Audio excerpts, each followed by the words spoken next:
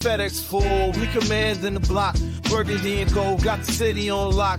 Hustling plays, they don't need to pretend. DC reppin' strong and we fight to the end. Commanders moving, no breaks, no pause. Hands in the dirt, respecting the call. K-Dot in the mid, dissect the grind. District divider with a city in mind. Join the damn squad, don't miss a bit. And you gotta spread the words, or shit is shit. K-Dot. Welcome, everyone, to District Divided, a DC sports podcast, more specifically, a Washington Commanders podcast. I am Amit. That is K-Dot. This episode lost the game to the Pittsburgh Steelers 28-27. It's the recap show, so we're going to get into that and the comment mailbag as we always do. And thank you guys for commenting as always. And before we begin this episode, if you could please like the video, subscribe to the channel, hit the notification bell, comment as you always do, especially about the referees and K-Dot. Drink quite heavily to forget this football Sunday, and then share this shit. So honestly, let's just go ahead and get into it. Once again, Pittsburgh Steelers, hats off to them, congrats, etc. 28-27, they win at our place at Northwest Stadium. Lots of terrible towels. They traveled very, very well. So again, congrats to them, and I think they probably deserve the win. And it was just frustrating though, because K-Dot, I know that mistakes were made. I know Olamide. Hey, listen, it's a fan podcast. I'm just going to go there if that's fine. I know Olamide Zaccheaus, he bobbled not one, but two punts, and one of them actually cost us, right? He does turn that one over. Jayden, not his best. You can tell the rib still affects him a little bit. This was his worst game as a pro so far, and the Pittsburgh Steelers defense, legit. So I give him that. St. Juste got burned. Looking forward to getting Marshawn Lattimore in the lineup when he's ready to go, because we talked about moving people to their comfort zones. That's going to help. I cannot, K-Dot, get my mind off of the 4th and 9 where Zach Ertz catches it at the 41, okay, at the 41-yard line. And after the review, the referee spotted at the 42. There's the catch. Perfect. Thank you. The red line indicates after the review where they spotted it. Zach Ertz isn't even done turning at that point. He has literally just caught it. And so whether he makes it or not on that still image, look, up for debate. I get that. To mark it at the 42 is criminal. I just wanted to at least say that part, because there's that huge emotional part of me that's like, that was just fucked. That was bad. That was really, really bad. So I just wanted to get that off my chest. Get out over to you. Your thoughts, and you can take that wherever you want to. That was just a very, very bad moment that spoiled the game for me, because I do think we win if we do get that first down. But anyway, go ahead. It's a sloppy game. Like, yes. This was a game in which what I found hilarious was that right before Zaccheaus did the fumble, I think it was right before his first bobble, they were talking about how Mike Tomlin was saying, hey, those guys put it on the ground a lot, but it usually bounces their way. We just got to be ready for it. And sure enough, they were quite fucking ready for it. And also when it came to, look, I'm going to get more into the commentary on this game in a little bit, but sure. Another thing was said, which is what, I knew Dan Quinn and Mike Tomlin's history, right? Oh, and the glove is bad. But hearing the guys talk about how they talked to Dan Quinn over the course of last week and how he basically wants us to be the Steelers one day. This is what that looked like. It looked as though here's the baby team that wants to be the grown-up team one day. And there's a lot of things you can look at and say, okay, that was promising. You can look at the two drives that Jayden took us on, and you're like, wow, that's some fucking grit right there, right? Two amazing drives. Too bad that was it. But then there's Jayden, gritty game, had a lot of fucking pressure. I can't wait to look at the all-22 on this one. O-line clearly not have their best day. They're not healthy. Get it. Pittsburgh, great fucking defense. Wide receivers, dropping shit. You don't usually drop it. Luke McCaffrey, hard balls too. Some of them inexcusable. You should catch it. Other ones, Jayden, why you put that much zip on the fucking football? Right. A little off target compared to what early on in the game. It just seemed as if Jayden was a little jittery, right? Just a little jittery. Like, he had just a little too much energy. And for the first time ever, they showed him on the sideline and he wasn't smiling. I was, oh, what the fuck? Isn't that good? Yeah.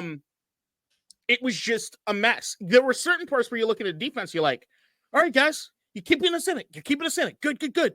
And then every once in a while, they just get burnt or there'd be a stupid fucking penalty on both sides of the football.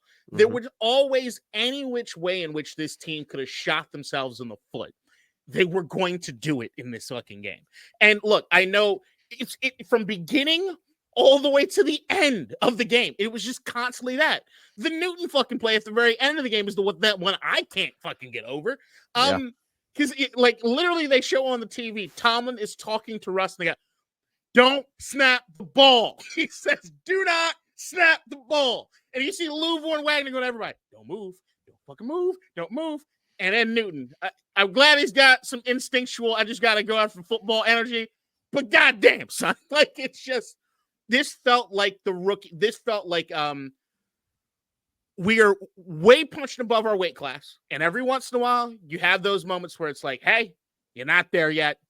This is clearly a superior team. You're on your way. You kept in it. You could have won it. You could have snuck away and had one of these, and it would be fucking awesome. But you just didn't do it. And I think that, and listen to even I heard afterwards, who was it? I think, was it Cosme gave the speech?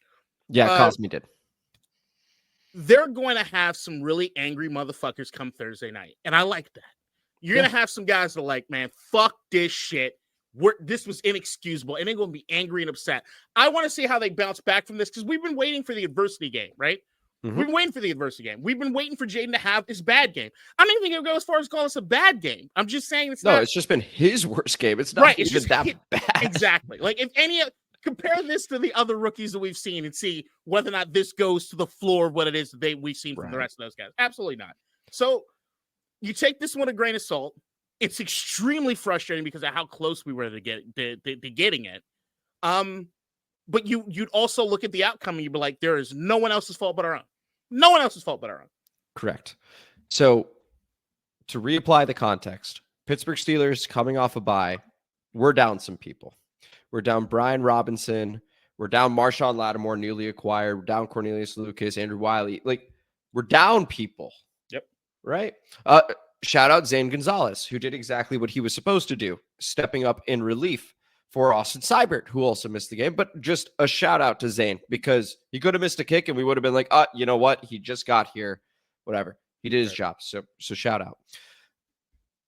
For us to lose ultimately by a point, not necessarily shaming that, especially when it was so self-inflicted. Because yes, I bitched about the ref at the very, very beginning. I did. And I do think that the outcome potentially changes if we get the first down. But K-Dot's right. These were a lot of self-inflicted wounds. Johnny Newton. Love Johnny Newton. He made a mistake. Do I think he's going to get better from it? Absolutely. And I love seeing that everybody had his back. If I had to pick a year of experience that's going to make that mistake, let it be a rookie. Let it be someone that's really talented that can learn from it. Not a 12-year vet that I have full faith and trust in already. So be it. It happened. It hurts. We move forward. I'm excited for Thursday. And I am proud of, despite all the self-inflicted wounds, the way that the team did perform against a well-rested Steelers team. And Russell Wilson looked great. He looked like vintage Russ, which was something I was not expecting, K-Dot. So tough game. I'm excited for Thursday. A lot of self-inflicted wounds. I know you have the box score. If you could just pull that up for a moment. Yeah, and I mean, this speaks to the Pittsburgh Steelers. Look at that total yards, 242. I mean, they did yards per play, 4.1 to 4.2, but that's Steelers football. When you look at this sort of box score, this screams Pittsburgh Steelers. 140 rushing yards for them, just 60 for us. Jayden Daniels only had 5 rushing yards. Props to them. Time of possession, that's them. Turnovers. I mean, hey, shout out Quan Martin for punching that ball out at the goal line on Jaylen Warren, but like, it was a Pittsburgh Steelers flow. Performance. They traveled well. They win. We move on to the next one.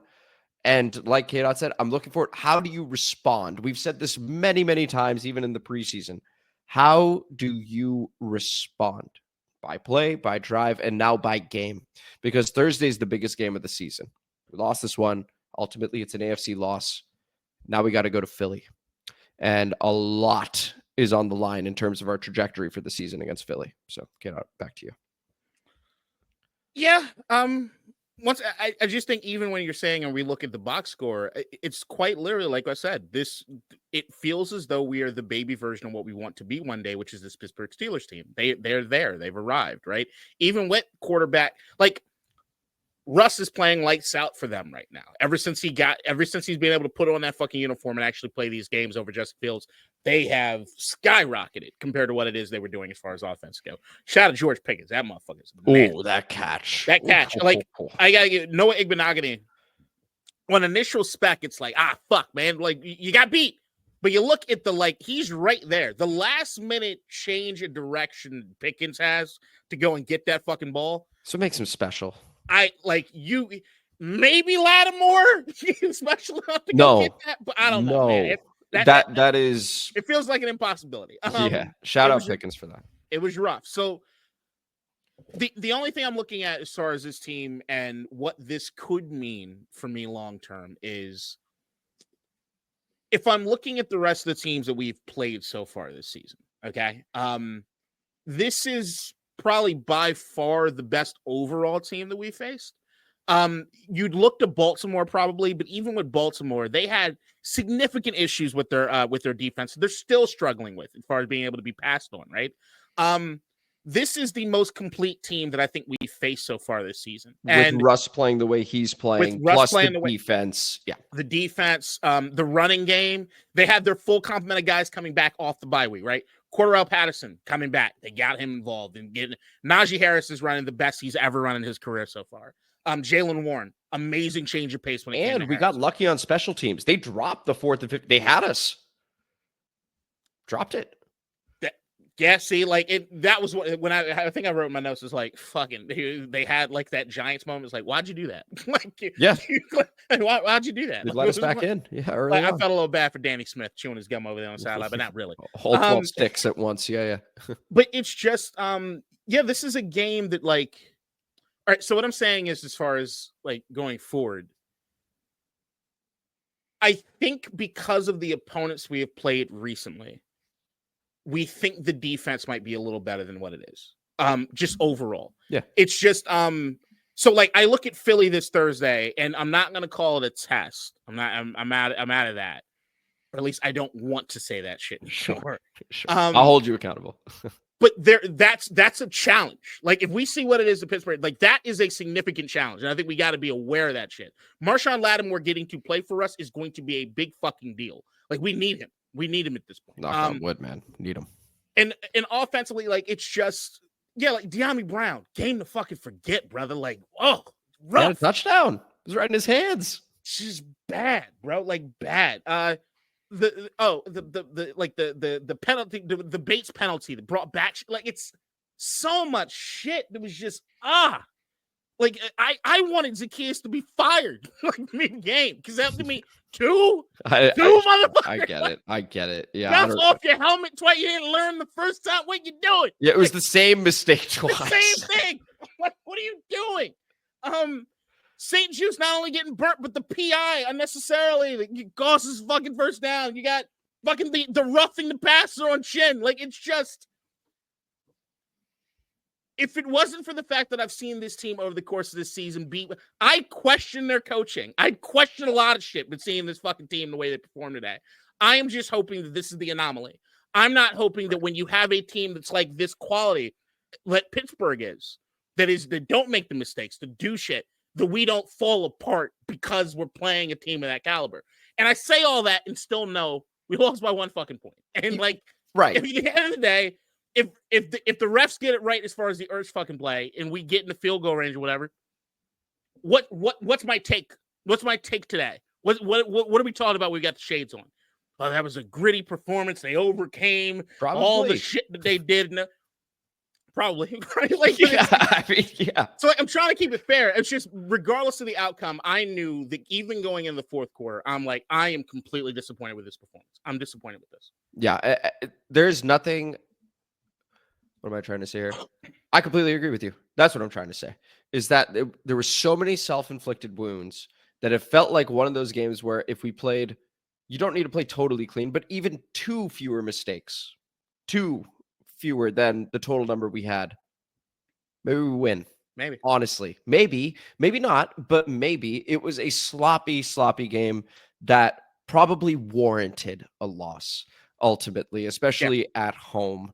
And so for that reason, as frustrated as I am with the refs, as entire fanboy of me just being pissed off and feeling like we got robbed, we also did not play a good enough game that you're like, man, we beat the Pittsburgh Steelers and we can feel amazing about it. It would have been a very gritty coin flip. We stole one. Yeah, kind of. I would have said we stole one. You would have said so. We stole I think I would have just been leaned into like a gritty performance. We overcame our own mistakes, but I get it. Based on the box score we currently have, we get outgained. We make more mistakes. When you put it that way, K-Dot, I think you're right. We stole one. And the thing, I'm not even done with my issues. I didn't like Cliff's game plan this game. I thought we kind of. I agree with you. I don't know what. Like once again, the all 22 is going to be illuminating because I don't know what we were doing. It didn't feel like we were committed to the run the way we needed to be at all. I told everybody to stay away from this game as far as the bets. I did. I told everybody to do that. It did not stop me from doing a lot of parlays with Jayden Daniels at least 25 yards rushing. Okay. Oh. So it's been a rough fucking day. So got it. I didn't see him moving out enough. And then even something that I brought up in the all 22 is like, get set as you're rolling out. Put too much fucking mustard on the goddamn football, man. You got to get set. It's just, but dude, he's a rookie. Like, if this is the worst my rookie is going to play against the Pittsburgh fucking Steelers, I still feel like I hit the fucking lottery. It's just overall, I hate seeing sloppy football from a team I know is better than what it is that I've seen as far as that element of it today. That was frustrating. And I understand that those guys are going to be so much more frustrated than I am. And that's what I can't wait to see what happens on Thursday. Because, look, Philadelphia's starting to take off. Philadelphia's starting to figure out, like, who they are and what it is they're going to do. And I probably, at this point, put the Philadelphia Eagles offense above the Pittsburgh Steelers offense. So, like... Oh, for sure. Yeah. So it could be a fucking issue. And the last thing I fucking want is Jayden Hurts running all over. I asked, like, that's going to be a frustrating fucking thing. So I'm just saying, like, get it together, guys. Like, get it together. Snap out of it. Whatever the fuck this was, snap the fuck out of it. Move on. Let's figure this shit out. Diagnose it. Fix it. Never again. Never again. This stretch here, and we're in the midst of it, but this stretch here, middle of it rather, is going to define our season. We have just played the Pittsburgh Steelers. We got the 24-hour rule. Dan Quinn talked about it. Jayden Daniels talked about it post-game. And we go on the road. We are no longer in first place, people, in the NFC East. It is now the Philadelphia Eagles. We now go to them and have to deliver a third loss to them, which puts us back in, and we get to host them later. Right? So this is the difference between a potential, now that we can dream, 2 seed, even 1 seed if you really want to. Depends on this Lions game, for example, that you guys will know the results of by the time you're seeing this. We do not yet. Or a 5 seed, or 6 seed, or 7. Are we in the playoffs? I believe we are. I'm sure K-Dot believes the same thing. But, like, you know, this Thursday, this game that just occurred, big part of this. How do we respond on Thursday? Any final thoughts here, K-Dot? I don't feel as secure as far as the playoff thing as I did. The only thing that makes me feel more secure is looking at the rest of our division, what shit they are outside of the Eagles. Like, yeah. Cool. NFC North is still something to really watch. Even though the Vikings had a rough outing today. They did. It's just, things are getting a little weird. And you get the Falcons fucking losing the fucking thing. Like, what the fuck is wrong with you guys? It's random NFC South. Yeah. Today was a weird football day. Okay. Today was a weird day football wise. And the 4:00 games were shit. They were shit. The late window was shit. But before we go in the comment, we got this too. Yeah. I was like, please don't leave. We gotta go. This is my least favorite commentary team I've ever experienced watching football this season. Like, it's not fucking close. I usually like Iron Eagle. I usually like Charles Davies. Yeah, dude. Every time I wanted a replay, they're talking about some other shit. Like, if they were talking about some other shit, or, oh, we got a graphic, we got a show. Motherfucker, show the replay. John Bates, are you fucking... That's not a faux hawk, it's a mullet, you dumbass. Like, it's just dumb shit. I was annoyed all fucking game. It was just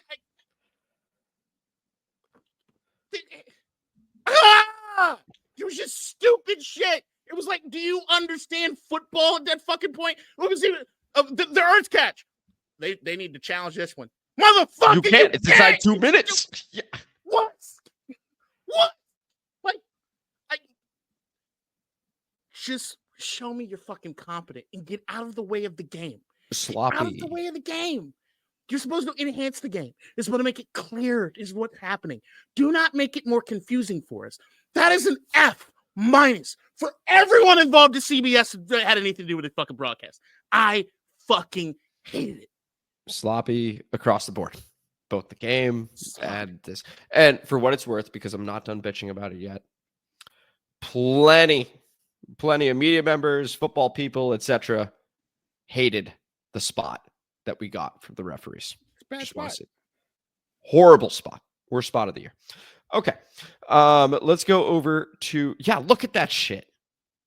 The red line indicates where they spotted the ball after reviewing the play, the ruling on the field stands. Where is Zach Ertz?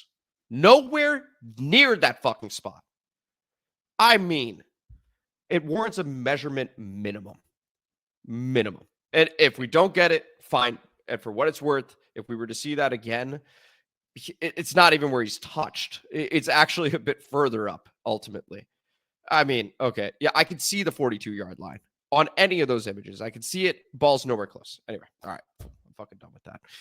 Let's go over to the comment mailbag where we have to be introduced by our very own Nikki.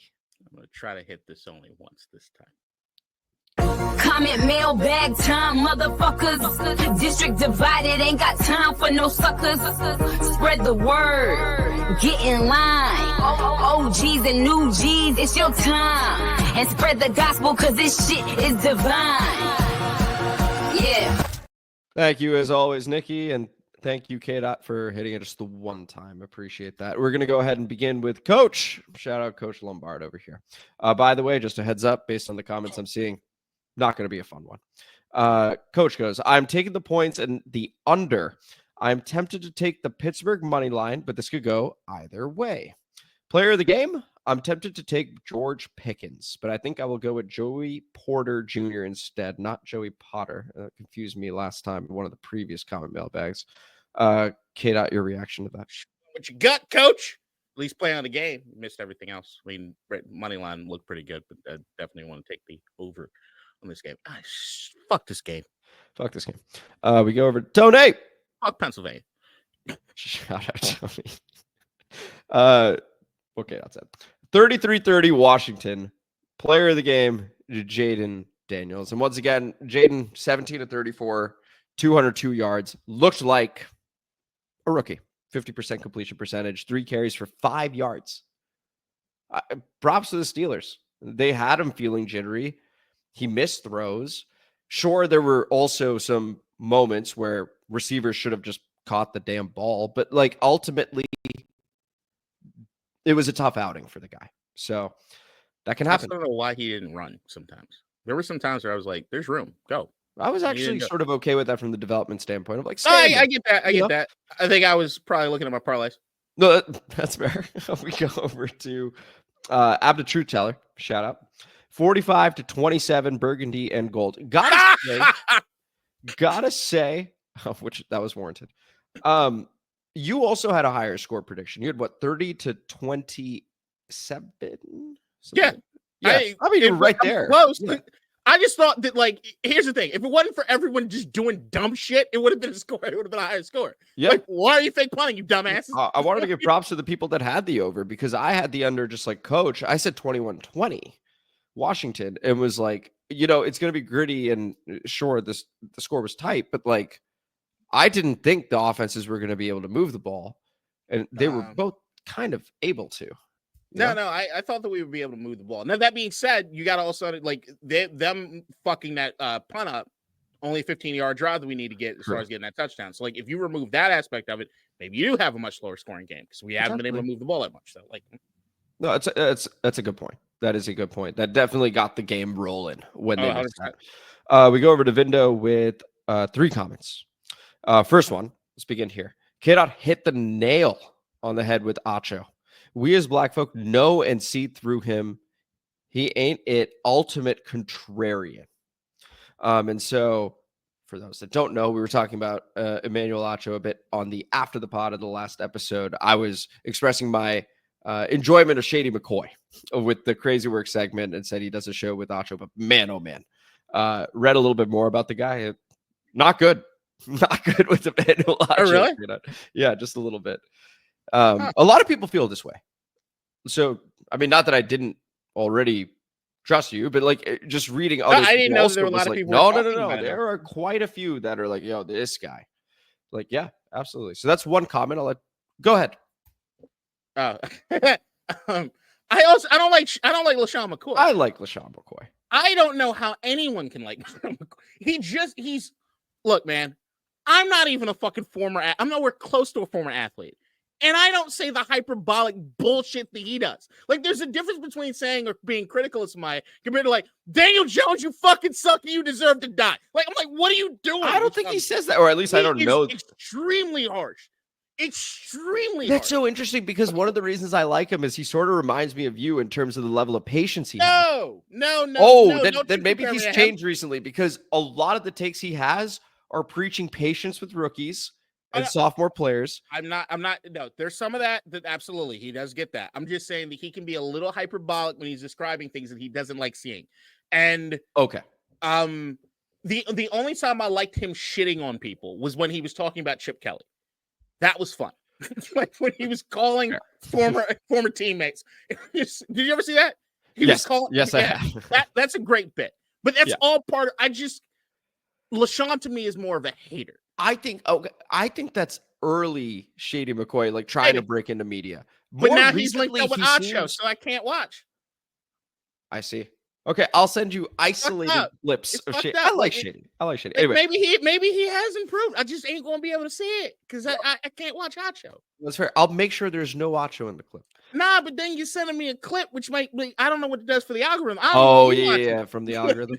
All right, next time we hang out, I'll just be like, look, we go over to Pinto with two more. By the way, Zane Gonzalez is tough. Only missed 2 kicks with the Panthers a couple years ago. Is an emergency kicker for Seibert if he is hurt. He was hurt. And Zane Gonzalez, again, shout out, did exactly what he needed to do. Good job. He did great. So appreciate that from Zane. Maybe we need him again on Thursday. I don't know. It's good to know that he can at least perform at the level. Still, he hadn't attempted a kick for, I want to say, 2-3 years. And so it was nice to see him make those. Which is actually something I was thinking about was that like, I saw Wiley tried to grit at least a little bit, but they knew Scott was going to get, and I think it was more like, see how Scott's playing. But I do think there's probably a possibility that they did shut down people that might have been on the bubble just to get them ready for Thursday. And Dan Quinn denied that, but come on. I mean, for that to be a 0% of the thinking, I would be kind of shocked. Right. But I'd also be shocked if he admitted it. Exactly. He's not supposed to, just to be clear. I'm just saying for the record, this is what he did in case anybody pulled it up. But yeah, we're also sometimes professional. And then Vindo with one more. We got a real chance now, guys. This team will not fail the books. LMFAO. We win. We're number 1 in the conference. Lions fall to the Texans. Could you imagine that? And again, you guys will know the answer to that one before we do, because at the time of recording, yet to kick off. So we'll see what ends up happening with this Lions game. Should they lose, it does keep things interesting. If they win, they're in a serious driver's seat right now. Well, you just know that the Lions need to be leading by 3 points at halftime, and then they need to win the game. They need both of those, and I need Jared Goff to throw 2 touchdowns. If those things happen, K-Dot's having an amazing Monday. Amazing Monday. It turns right back around. If those things didn't happen, don't approach me. Good luck to you. Houston's pass defense, no joke. We go over to Mr. Payne, 134, with a couple. 1, we will win. 2, 33-10, Washington. I told you this is going to be a tough comment mailbag because people were really feeling the team. It was funny because I think you and I were a bit more measured. We both picked the Commanders, just to be clear, but like our scores were close. We were like, we don't know what to do with this. We've got a 45-27. We got a 33-10. I mean, I told you in the prediction, this was hope. Like this is more of me saying, no more tests. I believe in you guys. Like, yeah, I still do. I still do. On paper, we should have lost this game by at least a field goal. I think probably a touchdown.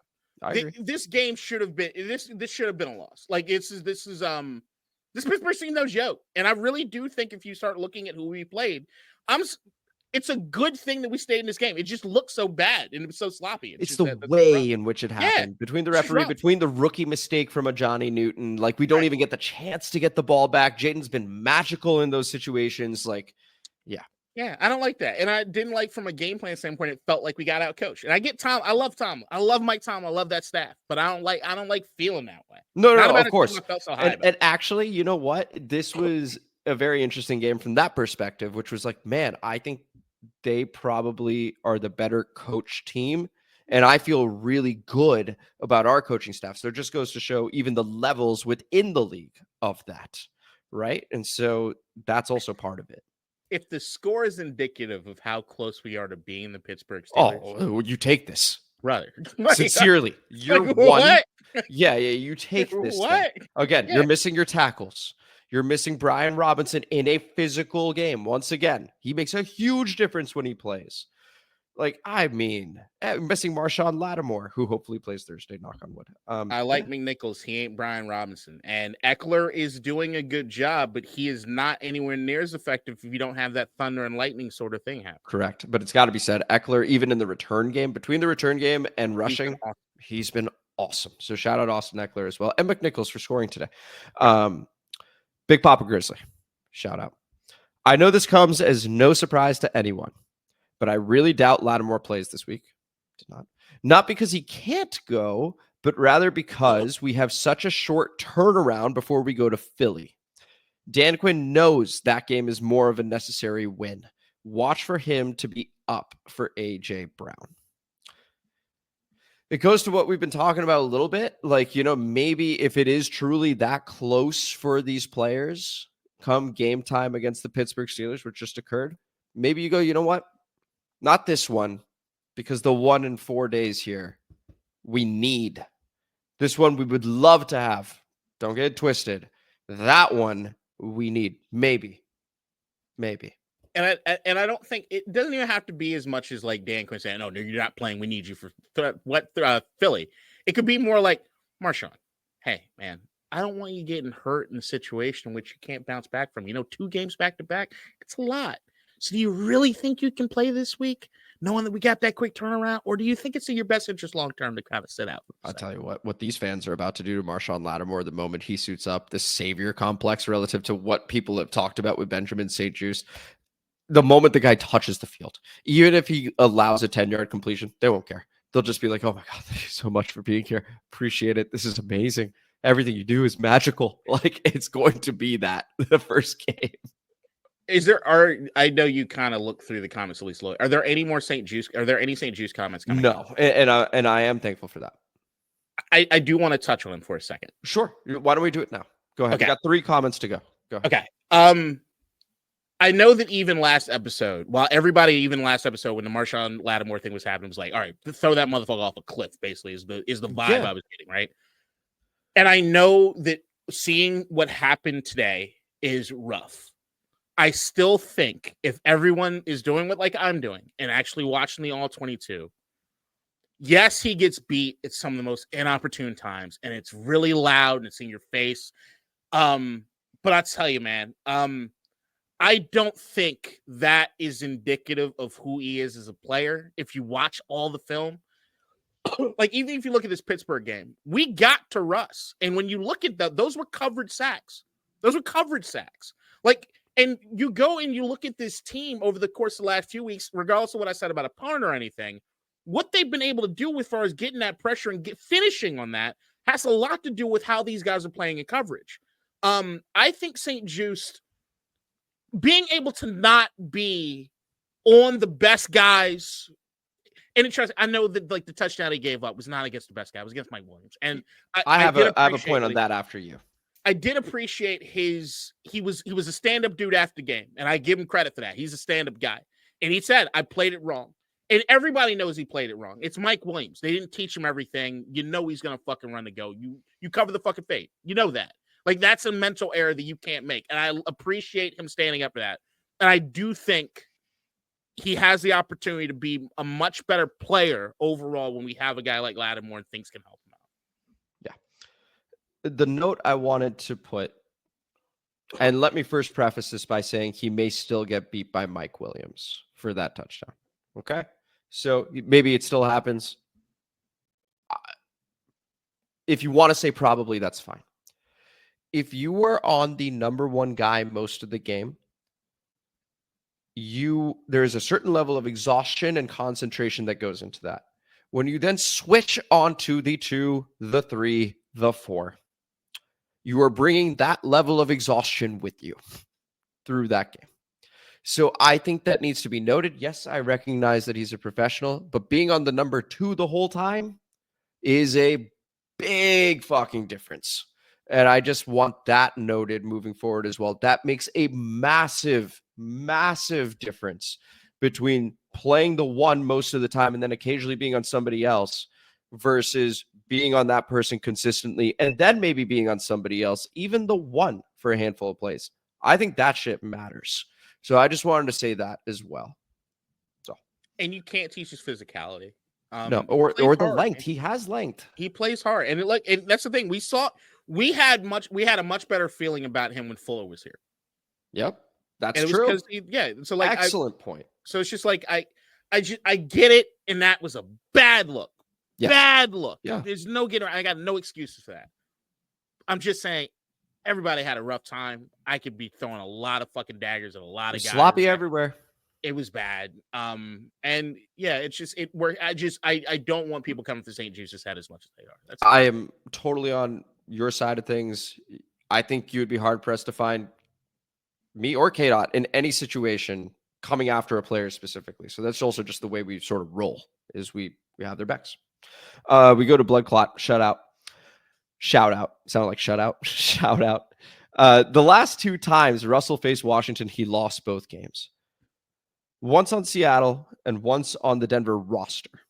Mike Tomlin is 25-6 against rookie quarterbacks. I fear him, but Jayden is only technically a rookie.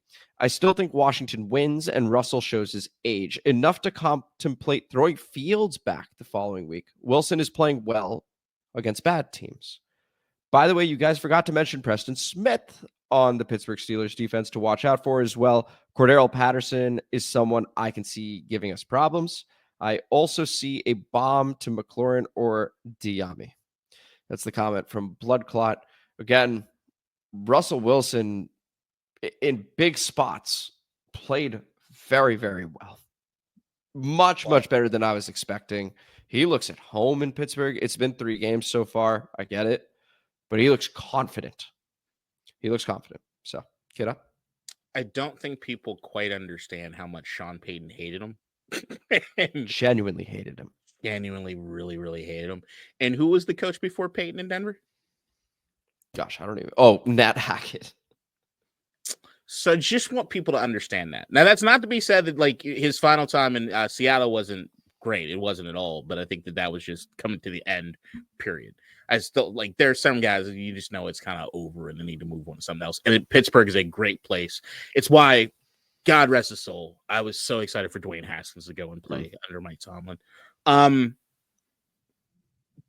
Yeah. Well said. We go over to the Nathan Perry shout out. This is the last comment before we get to one post-game comment. Okay. But shout out Nathan. This is before the game. I don't know about shouting out Nathan. I know I made me feel last time. Wonderful job, Amit, on the read. Exactly as intended. K-Dot's reaction was exactly what I needed. Love the after the pod discussion. Whenever I get back to the area, we'll have to get a drink. Maybe if we're hosting a playoff game. And so that's the comment from Nathan. Nathan, gladly take you up on that. K-Dot, your reaction. Well, there's a couple things. I laughed I laughed a little bit. I'm not laughing at what happened last week. That's not a joke to me. But what me and you have never met up for a drink as long as we've been doing this podcast. This is true. Yeah, this is true. It's just part of it's like it's just like and we will too. Yeah. yeah. When Nathan gets there, it'll be our first time. Actually, not amazing. It's crazy. I'm way too antisocial. Well, hey, little things. I spent 6.5 hours in a movie theater on Friday. We'll grab a drink sometime. So Nathan, before Kate and I will practice, we will have one drink, and then we'll have one with you as well. We go to Big Papa Grizzly with the final comment of the comment mailbag, and this is after the game. Coming after the game with this one, specifying. Can't wait for the all 22 from you on this one, K-Dot. I feel like this was by far their sloppiest game on offense all season. Just way too many injuries to overcome. Jayden a little inaccurate. Every good team has an off day. Losing to the Steelers is nothing to be ashamed of. I feel our defense played a lot better than I thought they would. Our offense just could not get anything going outside of the drives around halftime. Everyone better rest up and be ready for the Eagles on Thursday. Fuck those birds. Is the comment. A very impactful one at that. I think it concludes on a really, really nice note. So, Kate, I'll let you react right after this. This was the show. This was District Divided, a DC sports podcast, more specifically a Washington Commanders podcast. Thank you guys so much for listening. And if you enjoyed it, please like the video, subscribe to the channel, hit the notification bell, comment as you always do, and K-Dot. Share this shit. Share this shit. On to the birds. Your reaction to that comment? Fuck the birds, no doubt, no doubt. All 22 is going to be really, really fun to watch. It was everything. I think the only thing that I'm looking for in the all 22 overall was this just, as you said, an off day? Every team has them. Feels like it, sort of. But knowing the strength of what Pittsburgh is this potentially indicative of where we are in the hierarchy of other teams? That if we do play teams that are of that quality or similar, we're just going to be losing those. But then I also look at it and say we only lost by 1 point. It's a weird one. It's really weird mentally to wrap my head around what's going on. I think the all 22 will be illuminating. Yeah, I think everyone said the right things after in the post-game pressers. Jayden's in particular, he sounded pissed. It sounds like there are a lot of guys in the locker room that are pissed. This one meant a lot to them. So I think we're going to have a pretty angry team on our hands on Thursday in the form of our own squad, our own Commanders squad, going to the link. And that is going to be our game of the year to date. So we will see you guys Wednesday evening or Thursday morning with the preview. And then we will see you Friday, 2 p.m. as we always do for the recap. So until then, take it easy, everybody. In DC, we're just hoping that you listen.